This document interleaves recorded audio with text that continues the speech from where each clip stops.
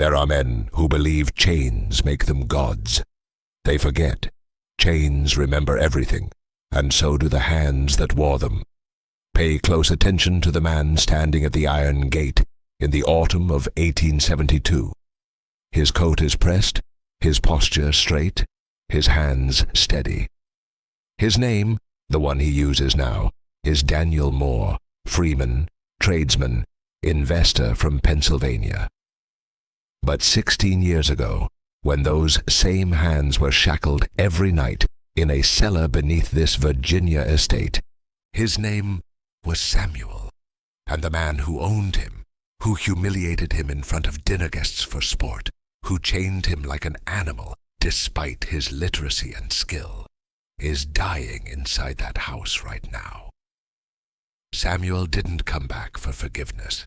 He came back to bury Cyrus Langford in the ruins of everything the planter spent a lifetime building. And before this is over, Langford will die choking on the very secret a ghost returned to expose. If you want to see how a man who lost everything took it all back, subscribe now, because this story pays every debt in full. The problem is, Cyrus Langford doesn't remember Samuel's face. Why would he? 16 years changes a man. 16 years of freedom, of walking without permission, of eating without a boot on your shoulder, of sleeping without iron around your neck. It rebuilds you into someone unrecognizable. The boy Langford bought in 1840 was thin, desperate, fresh from a Maryland estate after his mother died. The man who stands at the gate now is 48, filled out, confident, wearing the kind of clothes Langford himself might wear. Samuel is counting on that blindness. He's counting on the fact that men like Langford never really looked at the people they owned. They looked at property, at tools, at things. Samuel had been sold because he could read and write, a dangerous skill, but one Langford wanted to exploit. For 16 years, Samuel kept the planter's records, copied his contracts, organized his correspondence. He saw everything. The loans Langford made to smaller planters who couldn't pay, the land he foreclosed on, the deals he made with northern investors after parcels had already been sold. And most importantly, Samuel kept a private ledger, a second set of books Langford used to track the fraud he was hiding from everyone. That ledger was supposed to have burned in the fire of 1856, the same fire Samuel used to slip away in the chaos. Langford believed it was ash. But what Langford didn't know was that the ledger had survived, locked in a cast-iron box in the estate office, hidden behind a false panel Samuel himself had built years before. And Samuel knew exactly where it was. The letter that brought him back had arrived 3 months earlier. Martha, the housekeeper who had watched Samuel's humiliation and whispered comfort when she could, had found him through the freedmen's network that stretched like an invisible web across the states. Her words were careful, written in another's hand, since she herself could not write. But the message was clear. Langford was dying. Throat disease, she said, could barely swallow. Hid it behind high collars and whiskey, refused to see a doctor because he couldn't afford to look weak. The county still thought of him as a pillar, but he was rotting from the inside. And the ledger, the one that documented 2 decades of mortgage fraud, of forged deeds and double-sold land, was still there. Samuel read the letter twice. He could have ignored it. He had built a life in Pennsylvania. He had a trade, a small house, respect. He had buried the name Samuel and become Daniel Moore, and no one there knew what he had survived. But the rage had never left. It lived in his chest like a second heartbeat, steady and patient. The thought of Langford dying in his bed, respected and mourned, was unbearable. So Samuel packed a bag, bought a train ticket south, and became an investor. The first time he stands in Langford's parlor, he keeps his hands loose at his sides. The room is exactly as he remembers. Dark wood, heavy drapes, the smell of tobacco and old leather. Langford sits in a wing-back chair near the fire, a glass of whiskey in one hand, his collar buttoned high despite the warmth of the room. He's older now, grayer, the skin of his face loose and pale. But the eyes are the same, sharp, calculating, dismissive. "Mr. Moore, is it?" Langford's voice is rougher than Samuel remembers, slightly strained. He clears his throat before continuing. "You've come a long way to look at a tobacco field." Samuel smiles, the expression calm and practiced. "I've come a long way to look at opportunity, Mr. Langford. I hear you hold several parcels in foreclosure.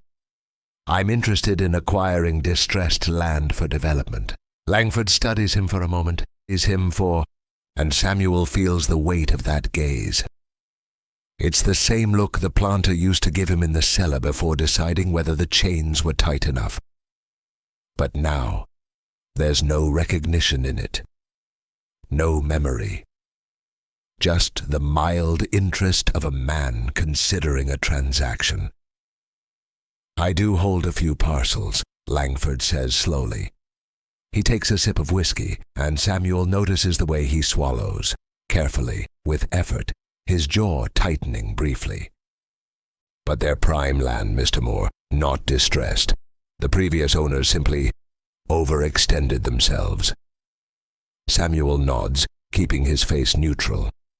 "Of course, I'd like to see the documentation, deeds, surveys, any existing liens. I prefer to know exactly what I'm buying."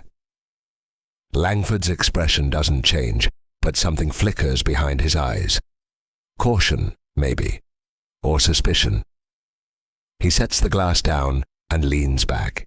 "Naturally, my office manager can provide those. But understand, I don't sell to just anyone. I need to know who I'm dealing with." "Then we're alike in that regard," Samuel says quietly. The words hang in the air for a beat too long. Langford's eyes narrow slightly, and for a moment Samuel wonders if the mask will slip, if some buried instinct will surface. But then Langford simply nods. "Martha will show you to a guest room," he says, his tone dismissive now, the deal not yet interesting enough to hold his full attention. "We'll discuss terms in the morning." Samuel bows his head slightly, the gesture of a respectful businessman, and follows the housekeeper from the room. As he crosses the threshold, he glances back once. Langford is staring into the fire, one hand at his throat, rubbing absently at the high collar as if it's too tight. The rot is already there. Samuel can see it. That night, Martha comes to his room after the house has gone quiet. She's older now, her hair mostly gray, but her eyes are still sharp. She closes the door softly and stands with her back to it. "You shouldn't have come back," she whispers. "I had to. He'll kill you if he figures out who you are." Samuel shakes his head. "He won't figure it out. He never looked at me, Martha. Not really. I was a thing he owned. You don't remember the faces of things." She's quiet for a moment, her hands twisting together. Then she reaches into her apron and pulls out a small iron key. "This is from the lockbox in his office. I made an impression in wax like you asked in your letter. Got a man in town to cut a copy." She hands it to him, and the metal is still warm from her pocket. The ledger's in there, bottom drawer, false back panel, same place you hid it. Samuel closes his fist around the key. "He doesn't go in there at night?" "Not anymore. His legs are bad. He stays in his room after supper, drinks himself to sleep." She pauses. "He's dying, Samuel. You don't have to do this. Time will do it for you." "Time will let him die respected," Samuel says. "I won't." Martha looks at him for a long moment, and then she nods. She understands. She's spent her whole life watching men like Langford decide who suffers and who doesn't. She opens the door, checks the hall, and slips out without another word. Samuel waits until the house is silent. Then he moves. The office is at the end of the east wing, past the parlor where Langford once made Samuel stand, with his hands behind his back, while he told dinner guests about the boy's literacy. Proof, he said, that even the clever ones could be tamed. Samuel remembers the room, the desk by the window, the painting of a hunt scene that hides nothing, and the lockbox, small and iron, built into the floor beneath a loose board under the second shelf. He kneels. The key fits. Inside, a leather-bound ledger, edges worn, pages dense with Langford's hand. Samuel pulls it into the lamplight and opens it. The first page is a property deed. The second is the same deed, dated 4 months later, sold to a different man. The third is a contract for a parcel Langford sold in 1863 and again in 1868. Page after page, double sales, forged signatures, land sold to northern investors who'd never seen Virginia soil. All of it recorded in Langford's meticulous script because the man couldn't help but keep score of his own cleverness. Samuel's pulse stays steady. He expected this. He kept this ledger himself once, years ago, before he understood what he was writing. Langford had him copy figures and names without explanation, and Samuel had learned not to ask questions. But he remembered. He closes the ledger, tucks it under his coat, and replaces the board. The room looks untouched. He leaves the way he came.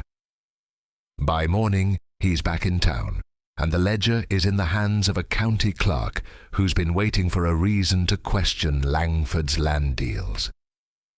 Samuel gives him 6. These documents, the clerk says, spreading the pages across his desk, are enough to seize the estate. Then seize it, Samuel says. We'll need to make the arrest public.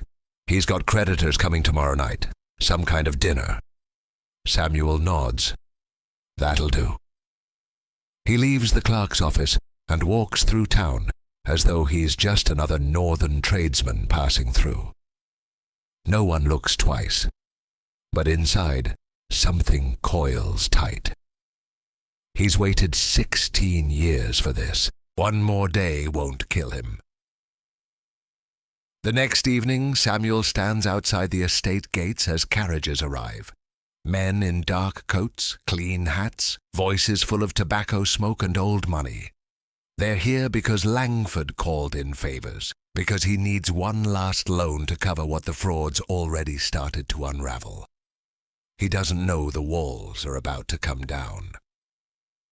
Samuel slips in through the side entrance. Martha left it unlatched. He moves through the kitchen, past the hall, and stops in the doorway to the dining room. Langford sits at the head of the table, his collar high and stiff, his face drawn but composed. He's talking, gesturing with a glass of whiskey, playing the part of the man in control. Samuel watches. He sees the slight tremor in Langford's hand when he sets the glass down. The way he tilts his head back before he swallows, like he's forcing something past a blockage. The tightness around his mouth. The old man is dying, slowly, quietly, hiding it behind charm and starch and alcohol, but not quietly enough. One of the guests laughs at something Langford says, and Langford tries to laugh with him. The sound catches. He coughs, covering his mouth with a napkin. The men at the table pause, polite but watchful. Apologies, Langford says, his voice rougher than it was a moment ago. Something in the air. The guests nod and return to their plates. Samuel stays in the shadows. Then he hears it, the sound of boots on gravel outside, and the creak of the front door opening without a knock. The county clerk steps into the hall, flanked by 2 men Samuel doesn't recognize. Behind them, a lawyer, and behind the lawyer, an investor from Pennsylvania whose name Samuel saw on one of the forged deeds. The clerk looks into the dining room and clears his throat. "Mr. Langford." The table goes silent. Langford sets his fork down slowly. His eyes narrow, but his face stays calm. "Gentlemen," he says, "I wasn't expecting additional guests." "This isn't a social call," the clerk says. He steps into the room, holding the ledger. "We have evidence of fraud, multiple counts, forged deeds, double sales, falsified property records going back 15 years. The men at the table exchange glances. One of them pushes his chair back slightly, as though distance might protect him. Langford's jaw tightens. "That's a serious accusation." "It's a serious crime," the clerk says. He opens the ledger and reads aloud. "Parcel 14, Riverside Tract, sold to John Milford in April of 1863. Same parcel sold to Howard & Sons in September of 1868. Same parcel sold again to a Philadelphia investment group in 1870. The investor from Pennsylvania steps forward. "I bought that land," he says. "I have the deed." "So do 2 other men," the clerk says. Langford's face goes white, not pale, white. His hand moves toward his collar, fingers brushing the high edge. He tries to speak, but the words come out thin. "This is a misunderstanding." "It's documented," the clerk says, "in your handwriting. We've got 12 properties, 23 fraudulent sales, and enough evidence to seize this estate tonight." The men at the table stand. Chairs scrape, napkins drop. Langford rises too, unsteady. He opens his mouth to argue, to deny, to do what he's always done, control the room with his voice. But his throat betrays him. The sound that comes out is a rasp, then a choke. His hand flies to his collar, pulling at it. His face reddens. He tries to inhale, but the air won't come. The guests step back. Langford stumbles, knocking his chair over. His fingers claw at the fabric around his neck, ripping at the buttons. His mouth opens wide, desperate, but there's no sound. Just the wet, strangled gasp of a man whose body has finally turned on him. He drops to one knee. The clerk moves toward him, but it's too late. Langford collapses forward, his hands still at his throat, his face twisted in something between rage and terror. His body convulses once, twice. Then it stops.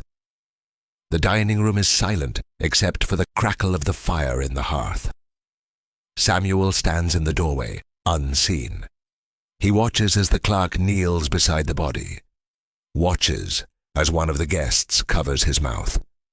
Watches as the men who came here to lend Langford money now step carefully around his corpse. No one looks at Samuel. No one knows he's there. And that, he realizes, is the point. Langford spent 16 years making sure Samuel knew exactly how powerless he was, chained him, humiliated him, paraded him in front of guests like proof that control could break anything. But Langford never understood what Samuel learned in those years. The man who's invisible can see everything, and the man who's forgotten can come back whenever he wants. Samuel turns and walks out the way he came. By the time the county sheriff arrives to secure the estate, Samuel is already on the road north. He doesn't look back. The next morning, Langford sends for him.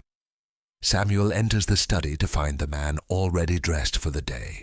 High collar buttoned tight, a glass of whiskey on the desk, though it's barely past dawn. The tremor in Langford's hand is worse than yesterday. "I've reconsidered your offer," Langford says. His voice is hoarse, strained.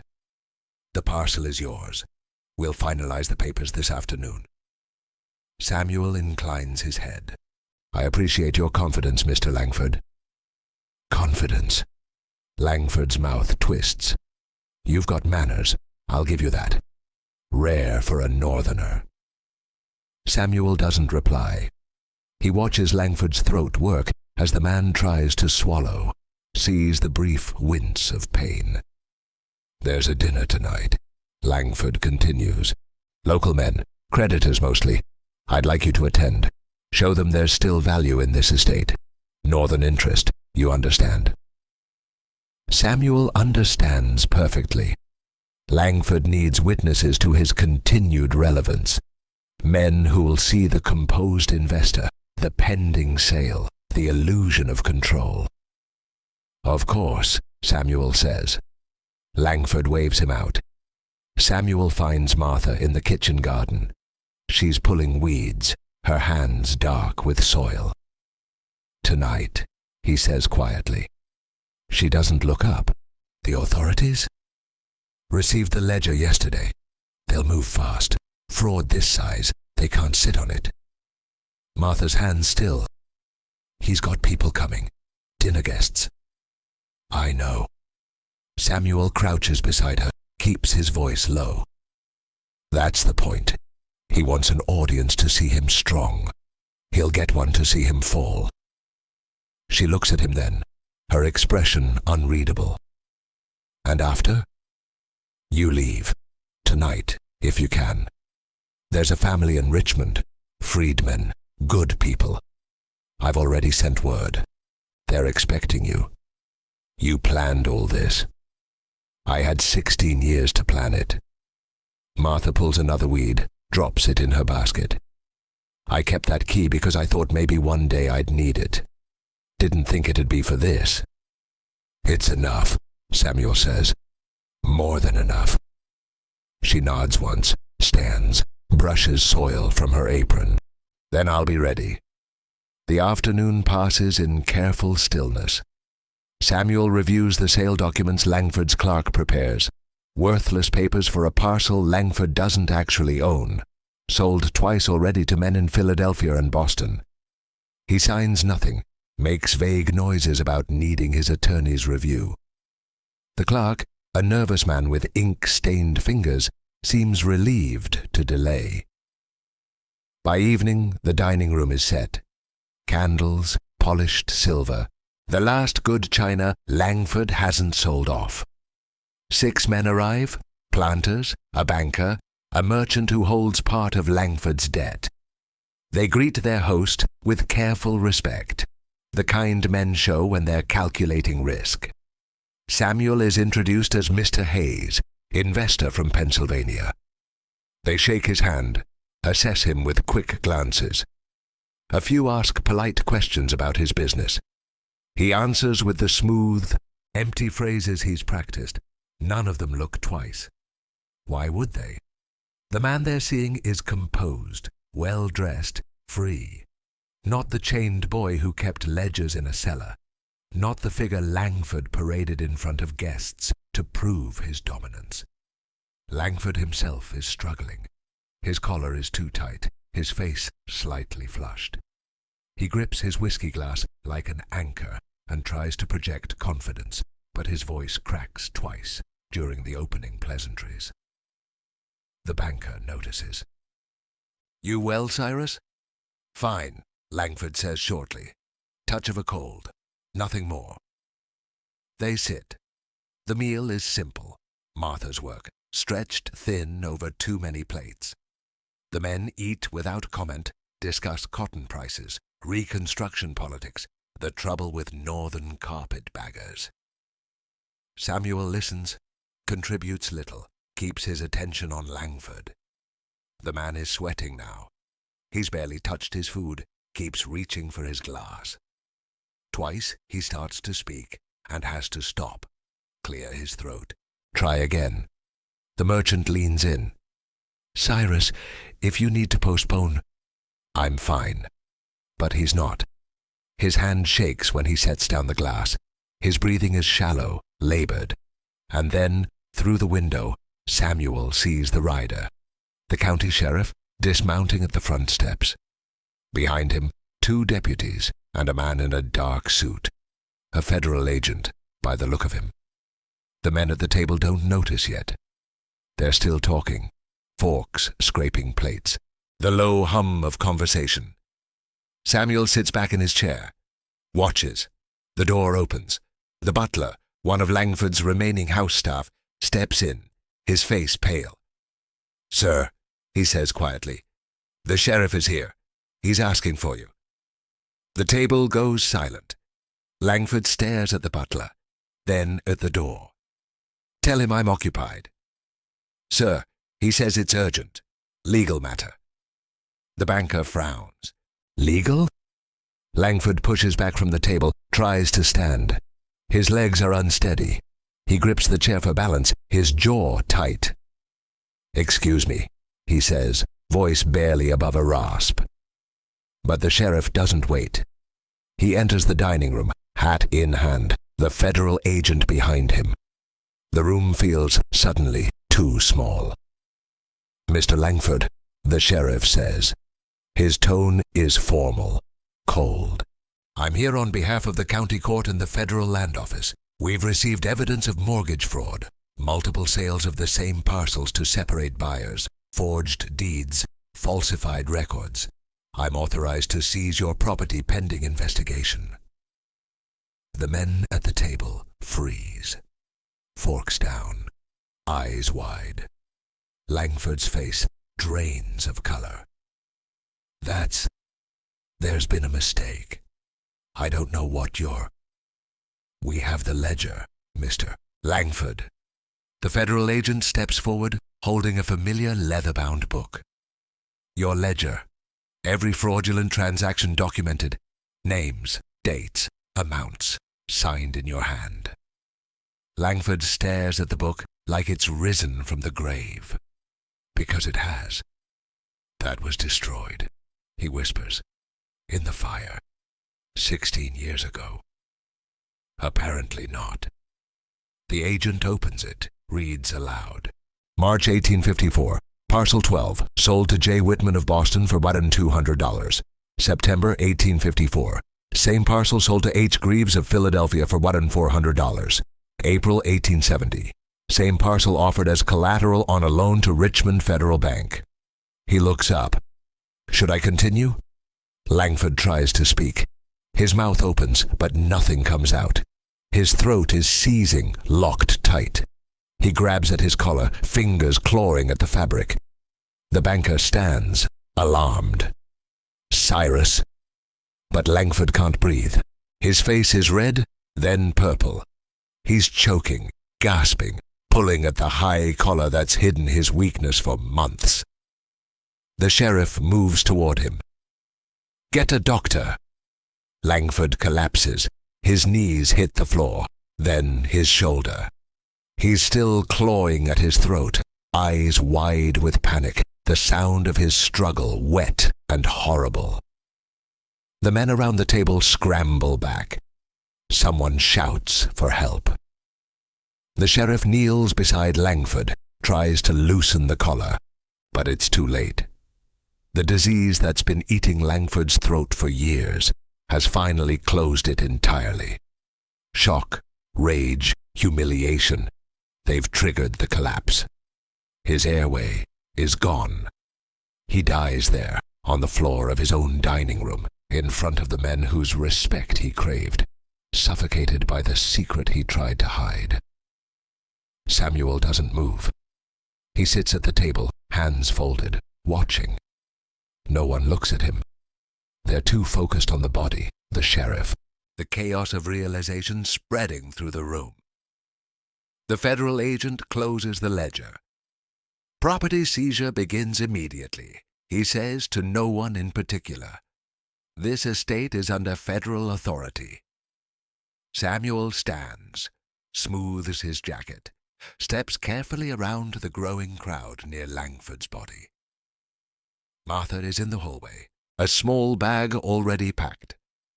Her eyes meet his. He nods. She slips out the side door. Samuel turns and walks out the way he came. By the time the county sheriff arrives to secure the estate, Samuel is already on the road north. He doesn't look back. 3 weeks later, the story reaches Pennsylvania newspapers. Langford's estate sold in pieces, debts settled, his name attached to the largest post-war land fraud in Virginia. His grave goes unmarked. No family willing to claim the cost. No friends willing to risk association. Samuel reads the article once, folds it, burns it in his stove. He keeps one thing, the iron collar key Martha sent him years ago, the one she'd kept after his escape. He hangs it on a nail above his workbench where he can see it every morning. Not as a trophy, as a fact. In the years that follow, freedmen in Virginia tell a story about a man who came back, not as a ghost, but as something worse.